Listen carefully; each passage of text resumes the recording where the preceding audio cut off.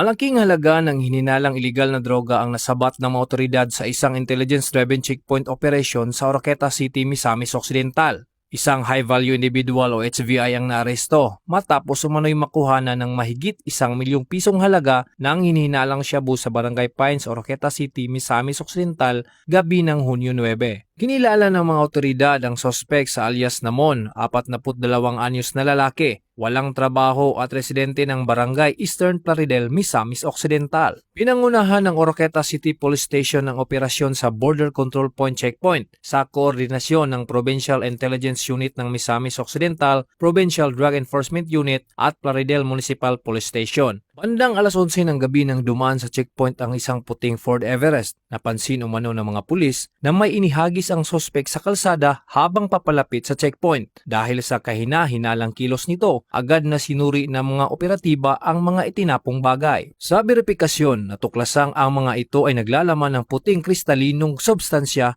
na hinihinalang shabu. Dahil dito, isinailalim sa mas masusing inspeksyon ang sospek at ang sasakyang kanyang minamaneho. Sa operasyon, na-recover ng mga otoridad ang iba't ibang laki ng heat cell plastic sachets na naglalaman ng hinihinalang shabu, kabilang ang 6 na extra large sachets, 2 large sachets, 11 rectangular sachets, at 10 maliliit na sachets. Nakumpiska rin ang mga bag at drug paraphernalia at ang Ford Everest na sinasakyang sasakyan ng sospek.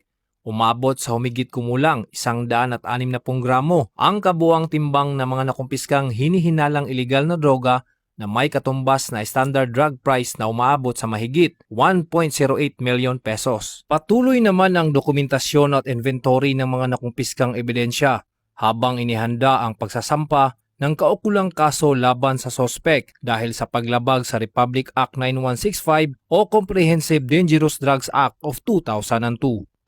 Ang pagkaaresto sa suspek at pagkasabat ng mahigit 1 milyong pisong halagang hinihinalang shabu ay patunay na nanatiling matatag ang aming kampanya laban sa iligal na droga. Patuloy naming paigtingin ang intelligence-driven operations at checkpoint activities upang mapigilan ang pagpasok at pagkalat ng ipinagbabawal na gamot sa aming komunidad. Hinikayat din namin ang mga publiko na magkipagtulungan at magbigay ng impormasyon upang sama-sama nating mapanatili ang kapayapaan at kaayusan. Patuloy rin ang panawagan ng PRO10 sa publiko na makipagtulungan sa pamamagitan ng pagbibigay ng impormasyon laban sa mga sangkot sa iligal na droga. Bagong PNP para sa bagong Pilipinas. Serbisyong mabilis, tapat at nararamdaman. Mula dito sa PRO10 Misamis Occidental Police Provincial Office, ako ang inyong Police News Network Correspondent, Police Corporal Rapi P. Cubero, alagad ng batas, tagataguyod ng Balitang Pulis.